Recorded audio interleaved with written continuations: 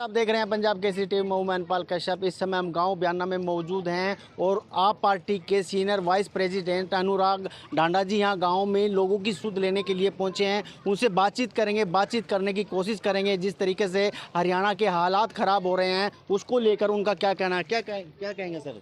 देखिए, मैं तो आज यहाँ गांव में लोगों का हाल जानने के लिए पहुंचा था, क्योंकि यहाँ के 15-18 गांव ऐसे हैं जिनमें पानी पहुंच गया है। फसलें पूरी तरह से तबाह हो गई हैं, ख़त्म है, खेत में पानी चल रहा है नदी की तरह।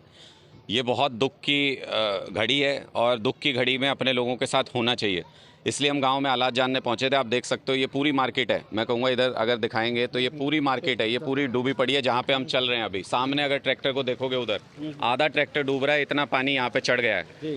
तो ये जो सारे हालात हैं ये स्पष्ट रूप से बयान करते हैं कि हालत बहुत ज़्यादा अच्छी नहीं है, बहुत ख़राब हालत है। ये प्राकृतिक आपदा तो है ही, बरसात तो हुई है, बारिश तो हुई है, लेकिन उससे ज़्यादा ये कृत्रिम आपदा बन गई है, क्योंकि सरकार इसमें सोते हुए पकड़ी गई। बिल्कुल बाढ़ आ गई, सरकार सो रही थी अपने घर में पानी घुस गया, ऐसी स्थिति बन गई। आपदा प्रबंधन का हज़ारों करोड़ रुपया बिना यूज़ किए हुए पड़ा है। जहाँ पे माइनिंग होती है यमुना के किनारों पे, वहाँ अवैध माइनिंग 50-50, 60-60, 70-70 फुट कर दी गई, जिसकी वजह से कि ड्रेनों के रास्ते बंद हो गए। जो ड्रेन बने, जो बरसाती नाले बने, उनमें पानी जा नहीं रहा, वो सारे सूखे पड़े। मैं यमुना नगर से यहाँ तक देखा कल मैंने। और जो खेत हैं किसान के, उसमें से पानी चल रहा है। तो ये पूरी तरह से मिसमैनेजमेंट है बीजेपी सरकार का। और जो हुआ वो तो हो गया है, अब उसको टाला नहीं जा सकता। ये पानी तो गांव में घुस चुका है, लेकिन अब तो कोई पूछने के लिए आए। गांव के बुजुर्ग बता रहे हैं, मैंने अभी बात की है, कह रहे हैं कि कोई एक जिला प्रशासन का व्यक्ति हालचाल जानने भी नहीं आया, ये पूछने नहीं आया कि क्या ज़रूरत है गांव के लोगों को, कुछ मदद की ज़रूरत है क्या, कोई चीज़ चाहिए क्या, कुछ नहीं। तो मुझे लगता है कि ये कृत्रिम आपदा इसको ज़्यादा बना दिया है और ये बीजेपी सरकार का पूरी तरह से फेलियर है, जो साफ नज़र आ रहा है। लोगों के लिए तुरंत मदद और मुआवजे का ऐलान करना चाहिए सरकार को। कम से कम किसानों को ये बताना चाहिए कि इस सीज़न में मुझे नहीं लगता फसल दोबारा लगेगी, प्यौध नहीं मिलेगी दोबारा से, पानी अभी इतनी जल्दी उतरेगा नहीं। तो किसानों को ये बताना चाहिए सरकार को कि कितना मुआवजा उनके लिए सरकार ने सोच रखा है, ताकि कम से कम मानसिक शांति किसानों को हो। कल मुख्यमंत्री उप मुख्यमंत्री दुष्यंत चौटाला ने भी बाढ़ग्रस्त का दौरा किया है। उन्हें भी आश्वासन लोगों को दिया है कि जल्द से जल्द इसकी रिपोर्ट बनवाकर जो लोगों को जो मुआवजा है वो जल्द से जल्द दिया जाएगा। कितना क्या उम्मीद करते हैं आप? देखिए, मुझे लगता है कि बहुत ही शर्मनाक बात है कि सरकार में होते हुए भी आपको आश्वासन देना पड़ रहा है। आश्वासन तो हम आश्वासन दे रहे हैं गांव के लोगों को, क्योंकि सरकार में नहीं है, प्रशासन हमारे हिसाब से नहीं चलता, लेकिन हम आश्वासन दे रहे हैं कि अपने कार्यकर्ताओं के ज़रिए जो भी जितनी मदद कर सकेंगे वो करेंगे। तो मुझे लगता है कि ये तमाम स्थिति जो बन रही है, इसमें सरकार को एक्टिव होकर के लोगों की मदद करनी चाहिए, लोगों के बीच जाना चाहिए, तभी कहीं ना कहीं लोगों को ढांढस बन सकता है। अब उप मुख्यमंत्री और मुख्यमंत्री भी अगर आश्वासन ही देंगे तो फिर मुआवजा कौन देगा, तो फिर मदद कौन करेगा? तो पीआर एक्सरसाइज जो कर रहे हैं उप मुख्यमंत्री, ट्रैक्टर पे बैठ के जा रहे हैं, पानी में पाँव नहीं रखा होगा मेरे ख्याल से, कल की भी सारी तस्वीरें देख लीजिए। मुख्यमंत्री तो हवाई सर्वेक्षण कर रहे हैं हेलीकॉप्टर में बैठ के। ये गाँव के लोग सारे पानी में खड़े हैं, इनके साथ पानी में खड़े होकर जब तक इस समस्या को नहीं समझेंगे तब तक इसका समाधान नहीं कर सकते किसी भी हालत में। ये सरकार को समझना होगा और इस हिसाब से काम करना होगा। लोगों के पास काफ़ी समस्या है। लोग रात उन्होंने कैसे बिताई है, क्योंकि चारों तरफ पानी ही पानी भर रहा है। लोगों के पास प्रशासन की राहत सामग्री नहीं पहुंच रही।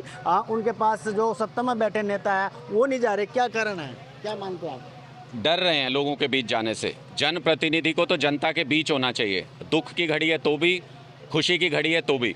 आज जब दुख की घड़ी है तो जनप्रतिनिधि पूछेगा तो लोग किसको बताएंगे?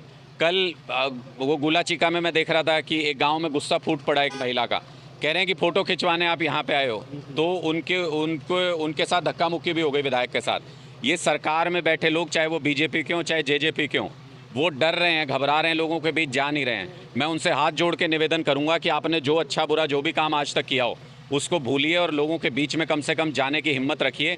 जनप्रतिनिधि हैं, वरना ये लोग जब बाद में भी आप जाएंगे तो आपको गांव में घुसने नहीं देंगे।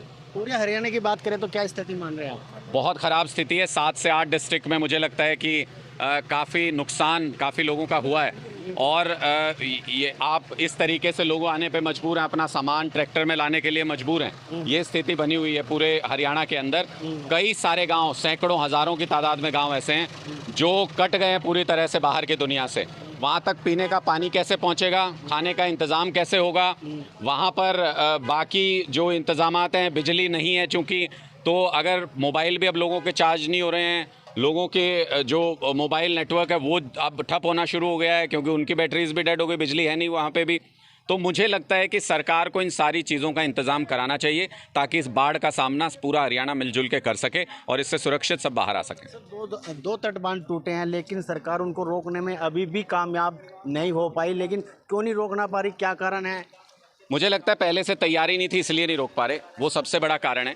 अगर पहले से तैयारी होती या फिर 3-4 दिन के बाद भी कई गांव में अभी भी पानी जा रहा है, क्या उन गांव में पहले से चेतावनी जारी कर दी सरकार ने? क्या उनको पहले बता दिया कि आपकी तरफ आ रहा है पानी, आप इंतजाम कर लीजिए?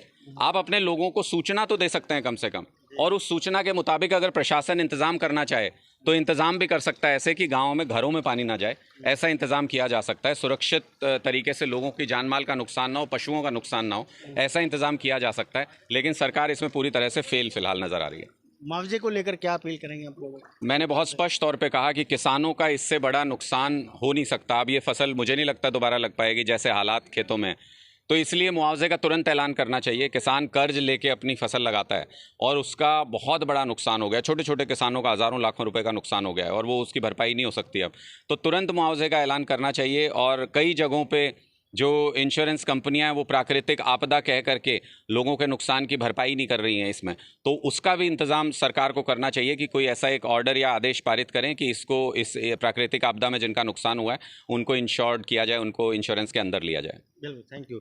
ये थे आम आदमी पार्टी के सीनियर वाइस प्रेसिडेंट अनुराग ढांडा जी। बिल्कुल इनका साफ तौर पर कहना है कि ऐसे में सरकार ने तुरंत एक मुआवजे का ऐलान करना चाहिए। जिस तरीके से हरियाणा पर एक बार फिर कहर बरपा है और बाढ़ ग्रस्त एरिया का आज वो दौरा कर रहे थे, उसी को लेकर उन्होंने आज सरकार पर भी हमला बोलते हुए कहा कि जो दो तटबंध टूटे हैं उनको सरकार रोकने में कामयाब नहीं हुई। मेरे सहयोगी संधू के साथ मैनपाल कश्यप, पंजाब केसरी टीवी इंद्री। हमसे जुड़े रहने के लिए हमारे YouTube चैनल को सब्सक्राइब करें और नई वीडियो की नोटिफिकेशन के लिए बेल आइकॉन को दबाएं। अगर आप ये वीडियो Facebook पर देख रहे हैं तो लाइक जरूर करें और ज्यादा से ज्यादा शेयर करें। धन्यवाद।